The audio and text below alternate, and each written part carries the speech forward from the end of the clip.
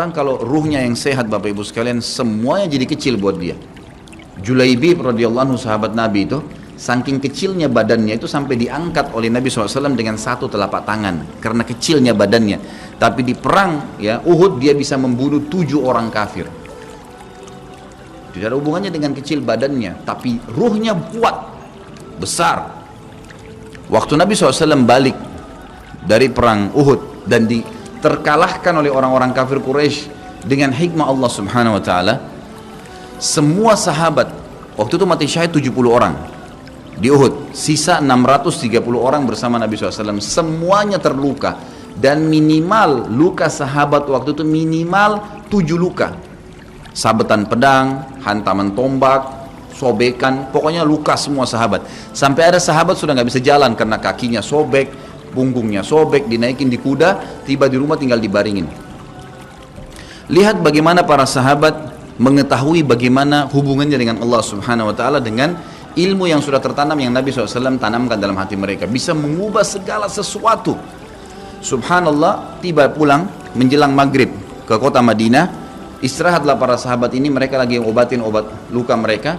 Nabi SAW dapat wahyu menyuruh Nabi SAW dan para sahabat keluar mengejar Quraisy. Quraisy ini jumlahnya waktu itu ya 1.000 orang, 3.000 orang pasukan Quraisy, yang terbunuh cuma sekian belas saja mereka. Dan mereka sudah merasa bangga dan pulang ke kota Madinah, pulang meninggalkan Madinah, karena Uhud itu dekat Madinah.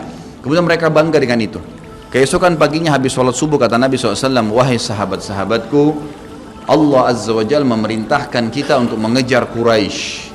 Maka pulanglah masing-masing kalian di suku kalian, lalu motivasi siapapun yang ikut kemarin di Uhud, semua, mau sakit, mau enggak, mau luka, mau enggak, tapi ini luka semua nih, minimal punya 7 luka ya.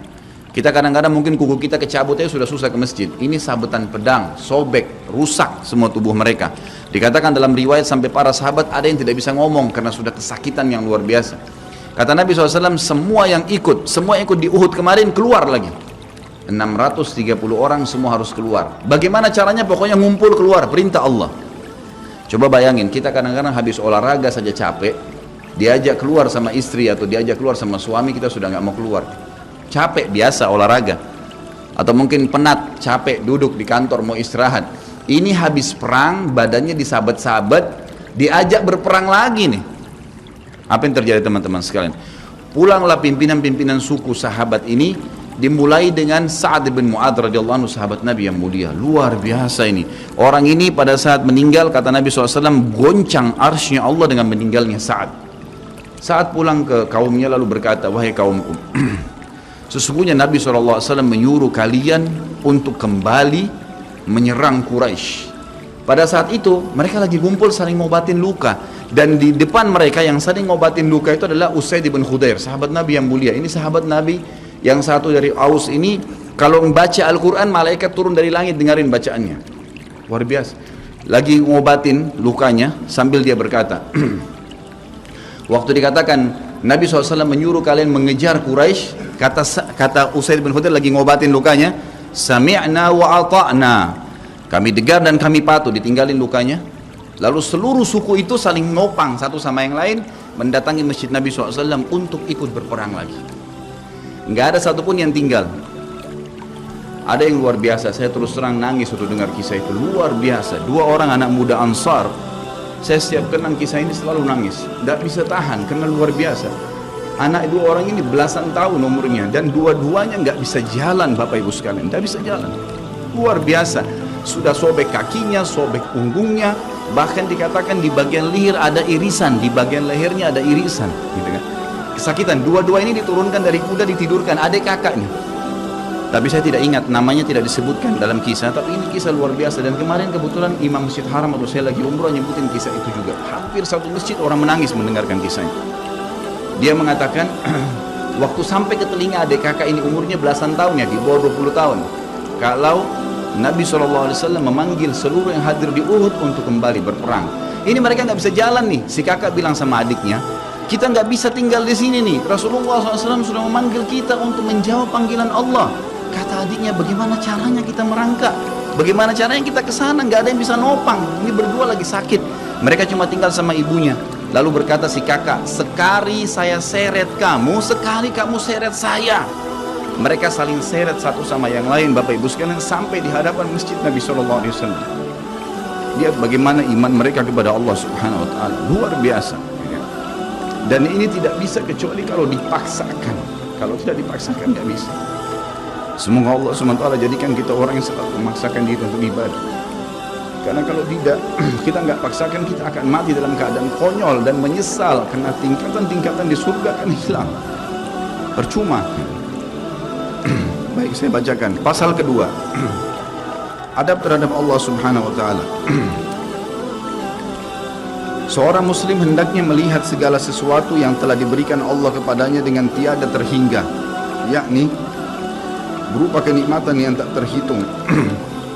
Terlindungnya dia pada saat menempel di dalam rahim ibunya ketika berupa nutfah atau air mani, menentukan perjalanan hidupnya hingga hari bertemu dengan Rabb-nya Allah Azza wa Jal.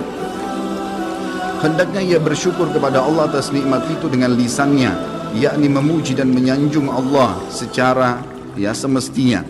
Juga bersyukur kepada Allah dengan anggota badan dengan cara menggunakannya di dalam ketaatan kepada Allah Subhanahu Wa Taala. Karena mengingkari nikmat, tidak mengakui kelebihan yang diberikan Allah, mengingkarinya beserta kebaikannya bukanlah termasuk adab kepada Allah. Sebagaimana Allah berfirman dalam surah An-Nahl ayat 53, A'udzubillahi minasyaitonirrajim. Wa ma bikum min nikmatin faminallah. Dan apa saja nikmat yang ada padamu maka itu dari Allah datangnya. Dalam surah An-Nahl ayat 18 Allah berfirman, A'udzubillahi minasyaitonirrajim, wa in ta'uddu ni'matallahi la tuhsuha. Dan jika kalian menghitung-hitung nikmat Allah maka kalian tidak akan mampu untuk menghitungnya. Begitu banyak nikmatnya Allah, Bapak Ibu sekalian. Kita berbuat maksiat, pelanggaran-pelanggaran, tapi Allah masih bisa memberikan kita oksigen gratis, cahaya masih bisa ditangkap oleh mata kita, telinga kita masih bisa menangkap suara sehingga mengetahui apa yang diinginkan oleh kita. Setelah bertahun-tahun berbuat dosa, dengan taubat kepada Allah, Allah bisa ampuni. Itu luar biasa. Nikmat Allah tidak bisa terhitung. Rugilah orang-orang yang tidak menyembah Allah Subhanahu Wa Taala. Dan kalau seandainya, kata Ibnu Taimiyah rahimahullah, orang-orang yang bermaksiat kepada Allah itu tahu bagaimana nikmatnya keimanan yang ada dalam hati kami ini, sehingga kami bisa menangis dan kami bisa merasakan dekatnya dengan Allah, bahkan merindukan surga dan selalu merasa diri jauh dari neraka, maka niscaya mereka akan membelah dada-dada kami dan mengambil keimanan itu karena mereka tidak akan pernah merasakannya. Keimanan akan membuat makanan sederhana menjadi mewah, tidur di tempat yang biasa akan menjadi nyaman, bahkan cobaan seberat apapun menjadi kecil buat kita karena keimanan kepada Allah Subhanahu Wa Taala. Dan itu sebuah nikmat. Itu hanya bisa dirasakan kalau kita betul-betul memaksakan diri beribadah kepada Allah Subhanahu Wa Taala.